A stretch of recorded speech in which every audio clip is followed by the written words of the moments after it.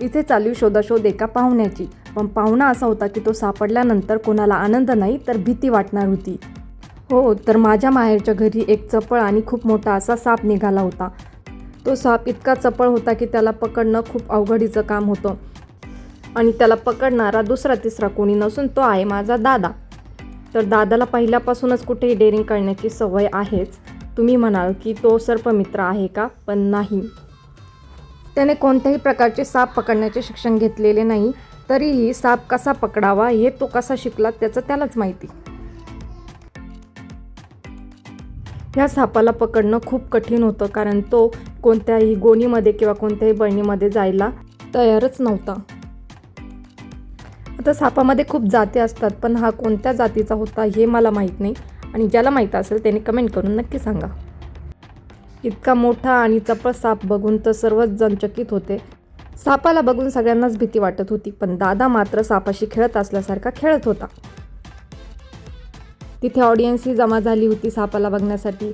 आणि दादाने पकडलेला साप कधी तो मारत नाही तर त्याला तो निसर्गाच्या सानिध्यात सोडून येतो.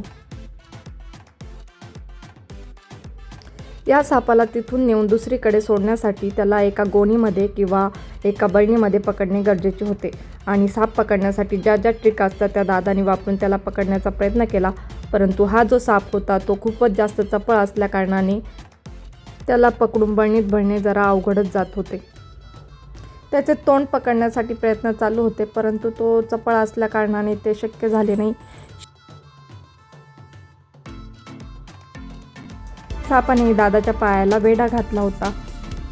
गुंता सोडवा तसा त्या सापाचा पिळा पायातून काढून शेवटी दादाने युक्ती म्हणून गोणीत न घालता हातात धरून गाडीवर न्यायचे ठरवले.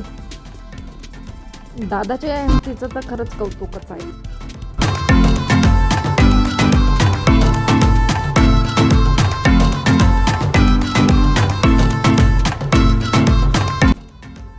हातात धरलेला साप खरंच खूप मोठा आणि जाडसर होता.